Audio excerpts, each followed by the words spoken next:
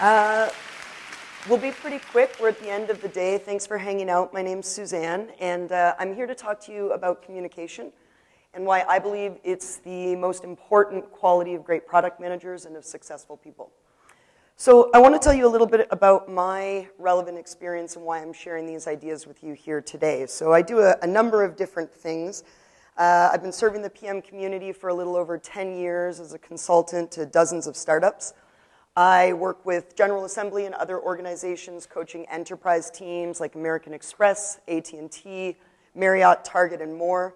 And I'm the host of the 100 Product Managers podcast. Anybody here familiar with the 100 PM podcast? Cool. Yeah, I get to talk to cool people like my friend Dan and Blair Reeves, who's coming up next. I've interviewed over 70 product leaders and counting. So I share this with you to say that what's interesting about my experience is all of these roles, while they're unique, actually kind of create and reinforce each other. So as an example, when you're in the classroom and you're facilitating, you have different individuals with different levels of experience, and you have to find ways to sort of integrate all of that experience in. And what I've found is that the better I become at facilitating in the classroom, the more effective I am at facilitating within client meetings and even within my own internal meetings at the development factory. Similarly, as an interviewer for the podcast, learning to ask evocative questions to stimulate great conversations with guests has actually reinforced that product manager muscle of learning how to ask great questions of our customers and users, which is something that a lot of us have been talking about here today. So just to be a little squishy here with all of you for a minute, there's a retreat center that is very near and dear to my heart in upstate New York, and I've learned a lot about intentional loving in this place. And one of their big ideas, right, is more than anything, we want to love and be loved. And that's just like true of the human condition. And so how we do that, one of the ways in which we're able to love people and love ourselves is through seeing. So there's this question, right, of how can we see and be seen?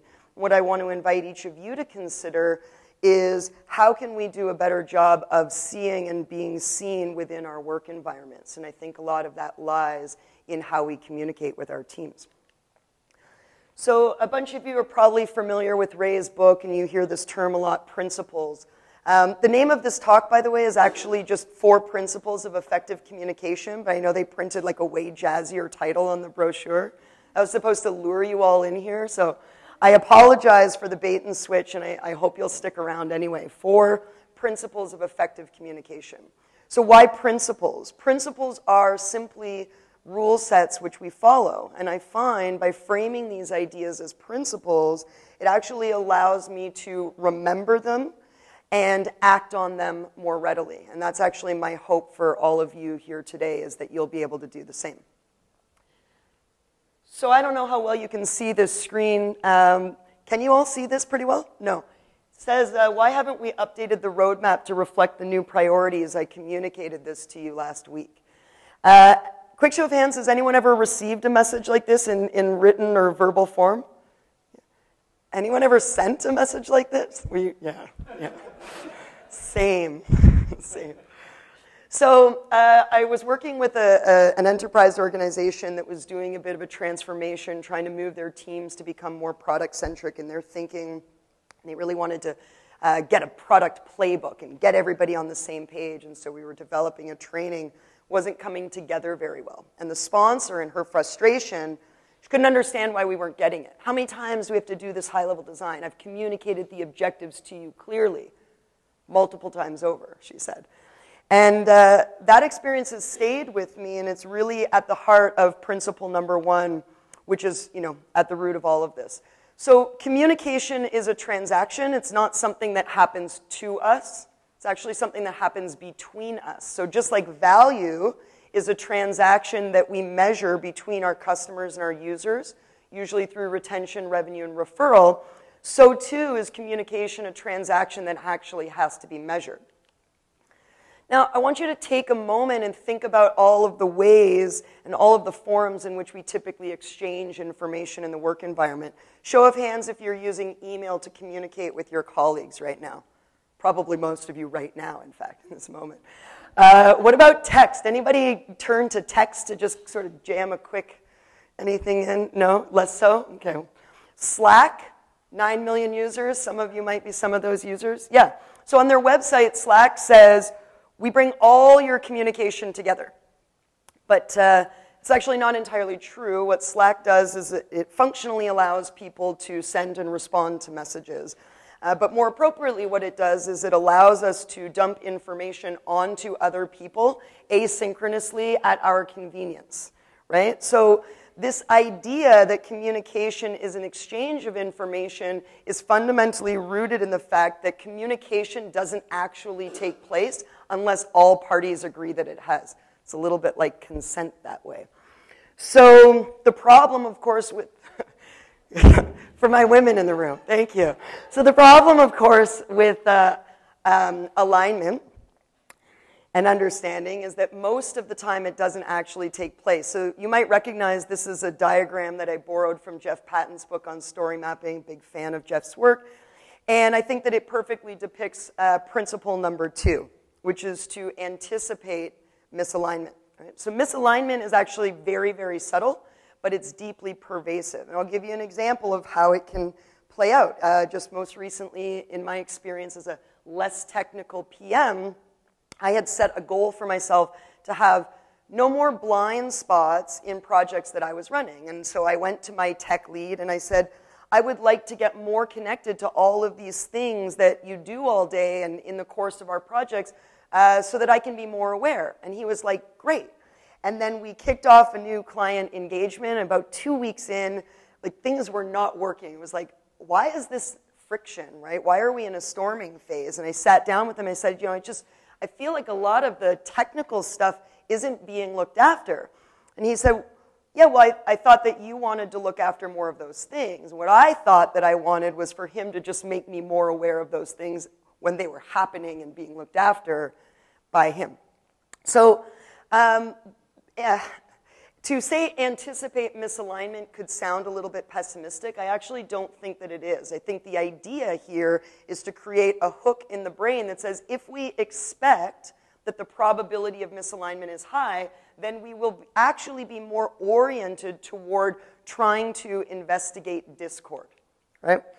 So on this topic of discord, anyone read this book, by the way, Prayer for Owen Meany? Yeah, okay, great book. So one of my favorite narrative devices from this book, the character John Wheelwright, he's best friends with Owen Meany. He's this brilliant little firecracker of a kid. John would listen to Owen speak, and he would say to us, the audience, I see, I said, but I didn't, right? And this is actually happening all the time. People don't want to speak up. They just sort of want to move on from the situation. Nobody wants to seem stupid. People say they see, but they don't all the time. Now, with user interviews, right, most of us as PMs, we go out, we love talking to users. And with user interviews, we know that the best practice is to seek understanding. And yet, most of the time, we forget to bring this same practice back inside to our own internal teams. So principle number 3, insist on understanding and being understood.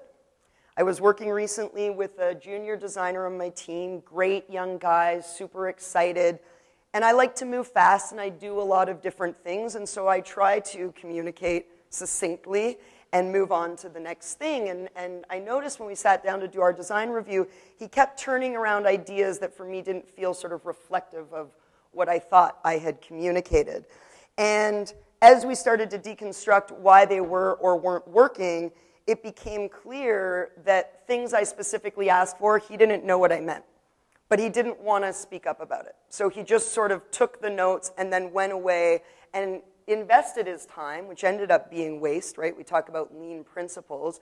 So reducing waste, he invested his time in turning around ideas that weren't actually rooted in understanding. And so after some conversations, I did a little bit of work to make more sure when we met that he did, in fact, understand what I meant when I said certain things. And he, for his part, did more work in pushing himself to make sure that he asked questions in meetings, which was also sort of a big stretch for him, being a shy guy as he is. So all of these are actually moments, right? So I say, like, pay attention to agreements that happen too quickly. If somebody agrees with you right away, probably it's a problem, right?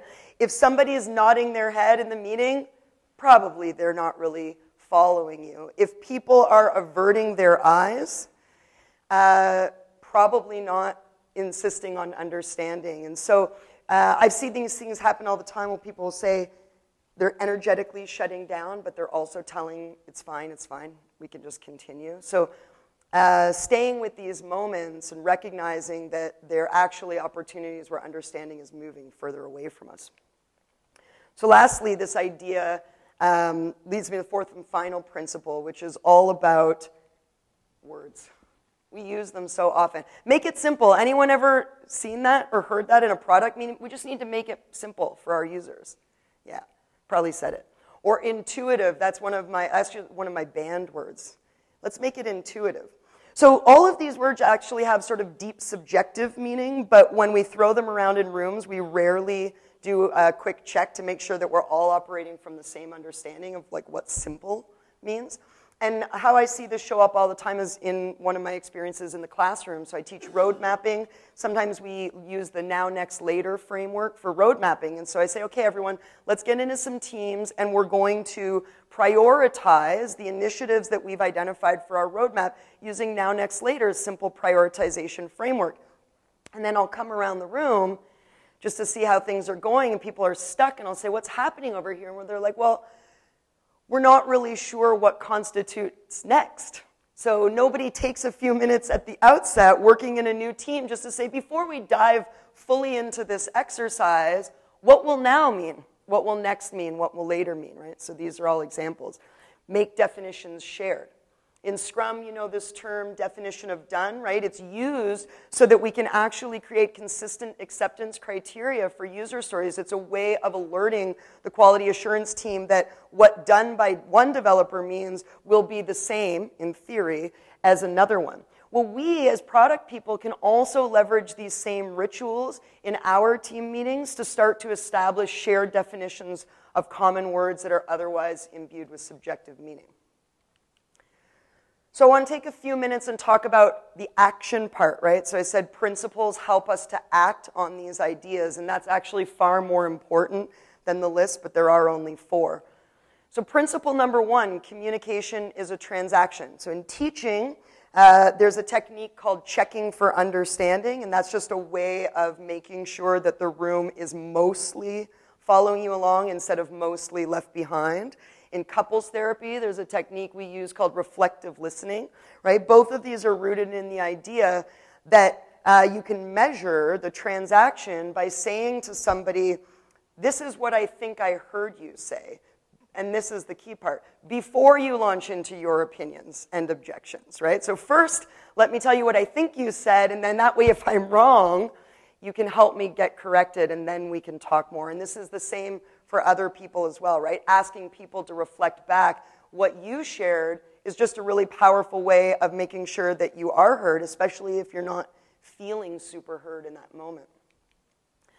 So anticipate misalignment. So those thought bubbles, the reason I chose that image is I think it's a very powerful sort of visual reference. But the idea here is that when ideas are internalized, it's very difficult to know just how aligned or not aligned we are. And if you couple that with the fact that we all learn differently, we process information differently, then sometimes there's no other way to know other than making ideas explicit. So for this reason, sometimes getting people to sketch ideas out or act ideas out, bringing ideas outside of somebody's head and into the physical space for everybody to see can be a very powerful way of combating misalignment. So investigate the discord, shine a light on difference.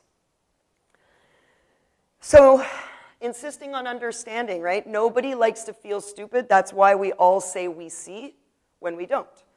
And this often results, especially over time, in people just simply not seeking the clarity that they need, right? So how we create safe space for our team members and even for ourselves is actually to become like genuinely in pursuit of understanding. So like making that known as part of your persona. I want to understand you, and I actually really want to be understood. And I want that so much, in fact, that I'm willing to slow down the meeting. And this is the hard part, right? Because when one person isn't getting it, you have to iterate on the information a few times. And what can be coming up in the background is a few impatient people who have busy schedules or who already got it several minutes ago or don't understand why we're still here. Perhaps if you're not comfortable controlling the pace of time, then you also are starting to feel aware of yourself moving off agenda, running the meeting over, right? My advice is to stay with it, right? So if you become genuine in your pursuit of understanding and you invest up front in these kinds of conversations, in the long term, the ROI, the results are going to be far better. Lastly, make those definitions shared. So before you dive too deeply into any exercise, so i.e. before, at the beginning of a conversation or the first time a word comes up that we're not sure, please try and agree together on what we mean when we say, right? What do we mean when we say simple, intuitive, monthly active users? What do we mean when we say done? And then consider documenting those agreements as well, right? So that could show up in the form of posters that you put around in common meeting spaces, or if you're using a team wiki, you could actually create a glossary of common terms, and this is a way to shift toward shared understanding. So the power, I believe, of adopting and acting on these just 4 principles is that they can actually address and dissolve infinite variations of miscommunication, right? So all the things that come up in the form of friction oftentimes ladder up to some of these ideas. And when you adopt these principles, your communication begins to transact more regularly, and when you communicate effectively, everyone in your organization, everyone in your orbit, yourself included, is a direct beneficiary. That's it, folks. Thank you so much.